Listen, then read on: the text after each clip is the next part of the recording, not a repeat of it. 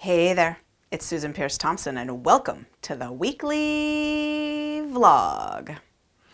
So, I'm in this particular outfit, and if you're listening to the podcast audio of this, it's a little hat and a little black sort of open down the middle thing and a little maroon cami underneath, and it's the outfit. If you have taken any Brightline eating courses or you're a Brightline eating member, you understand the outfit. People write in all the time, what's with the hat? Why is she never changing her outfit?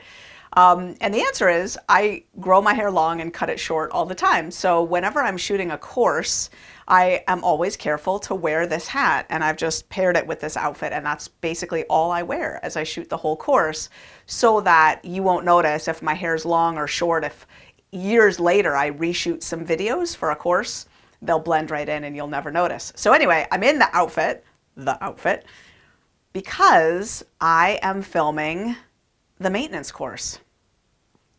The Psychology of Maintenance. It's the first maintenance course. There will be 3. This is a long, meaty, incredibly important course on the psychology of maintenance, meaning mentally, how do we prepare ourselves to live at maintenance? And this course is intended both for people who are at maintenance already, but really kind of primarily for people who are not at maintenance yet. The anticipated use of this course will be relatively early in someone's Brightline eating journey, maybe even before they've even started the food plan part, if they're pretty scared about getting started.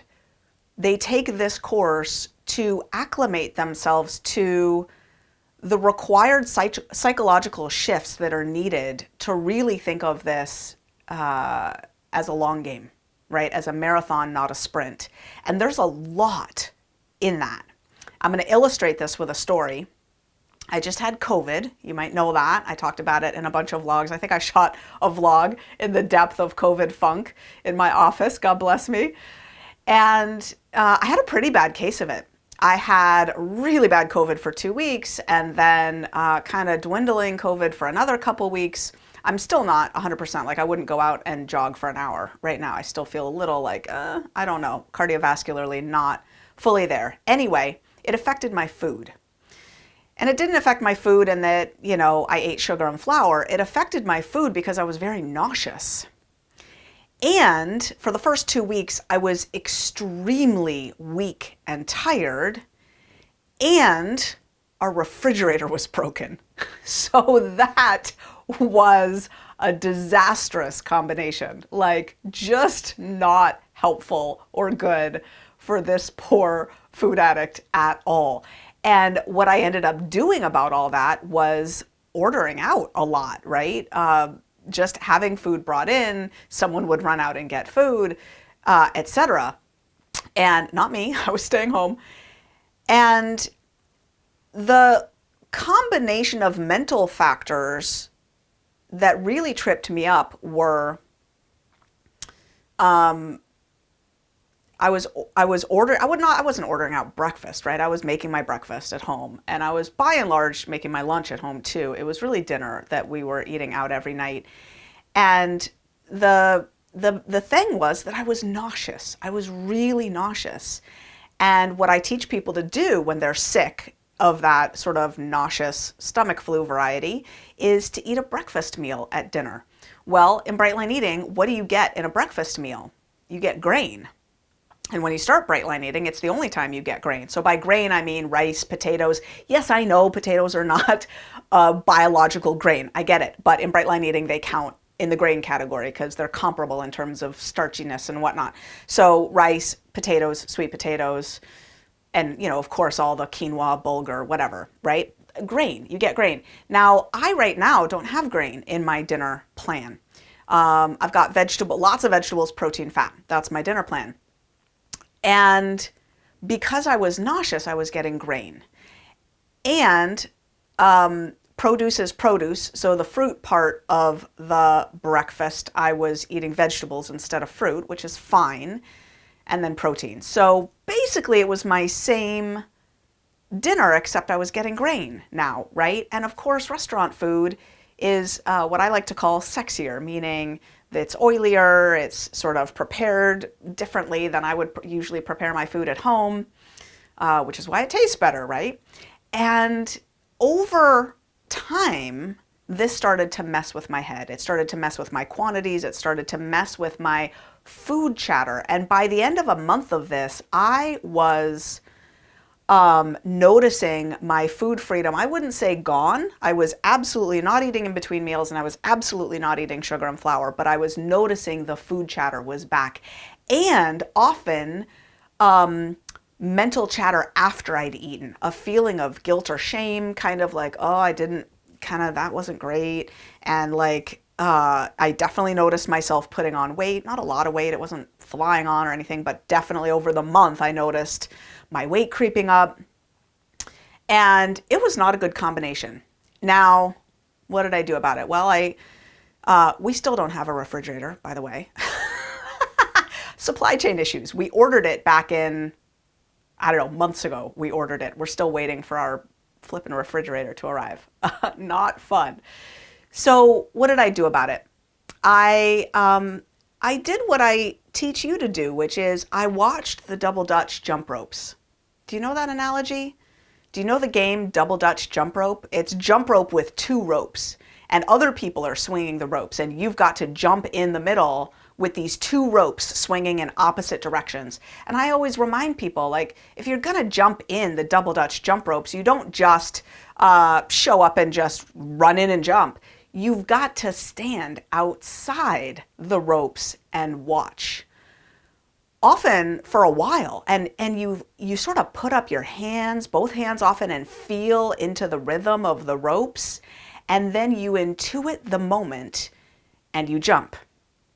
So that is the best analogy I've ever discovered for what it's like to notice that your food is wonky and to watch for a time to get it all cleaned up again. You sort of watch what's happening, intuit your willingness levels, the sort of flow of your day or your week, your support, where you're going to get it from, what you know, the plan of how you're going to strongly resume starts to formulate.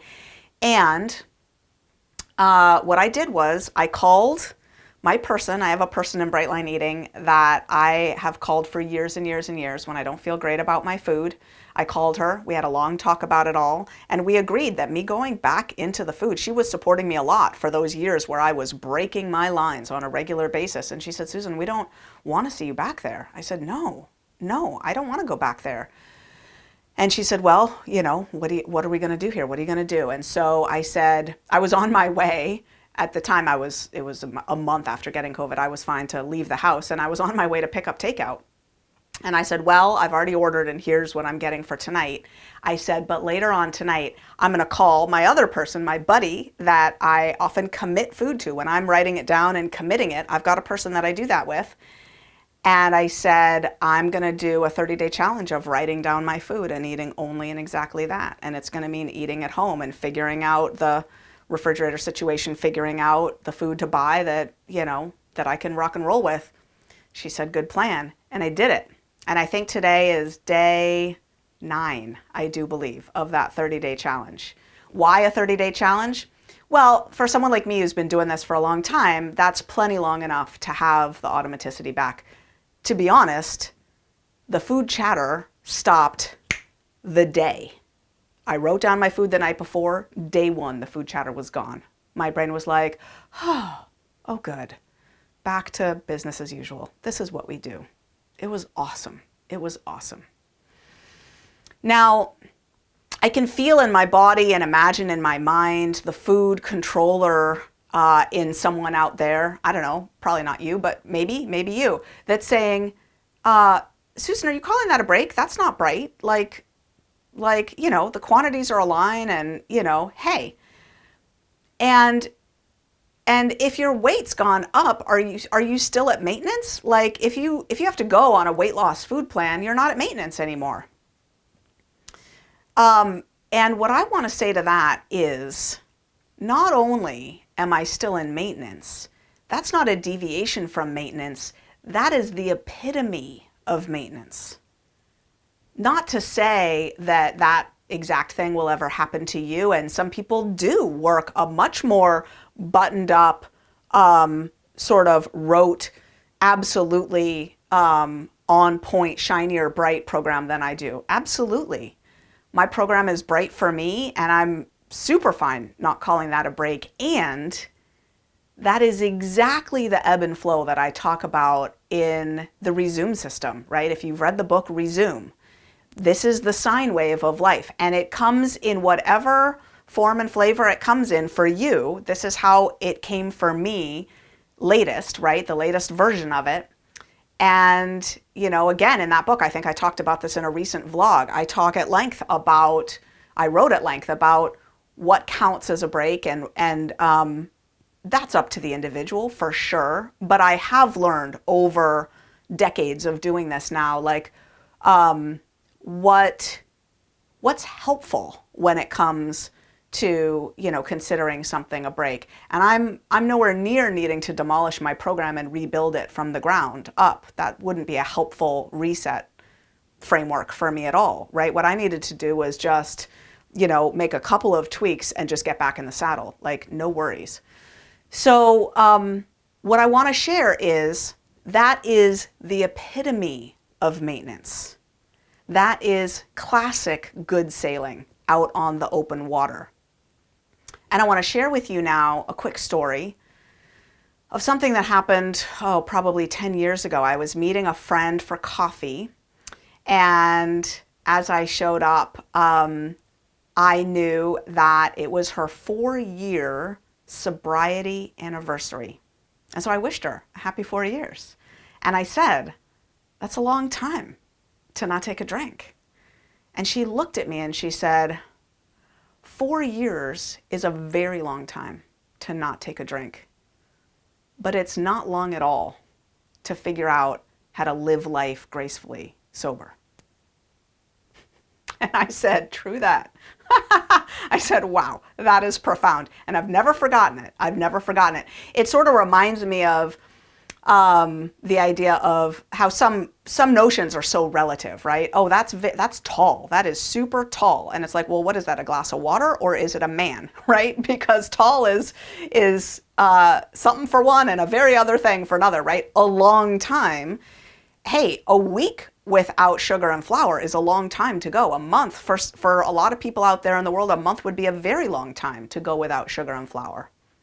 But I want you to be available for the mental shift of what kind of program would you have to work so that you are ready psychologically to rock and roll with the ebbs and flows of life for years and years and years bright. What would that look like? Because the reality is that it takes a certain kind of food program to set you up for long-term weight loss maintenance, for really living through all that might happen in life, including, you know, I've never experienced being nauseous for more than a few days, you know, more than, 2-3 days. Ridiculous to be nauseous from illness for weeks, you know, for a month. That's ridiculous. In my world, I've never experienced that. Brand new.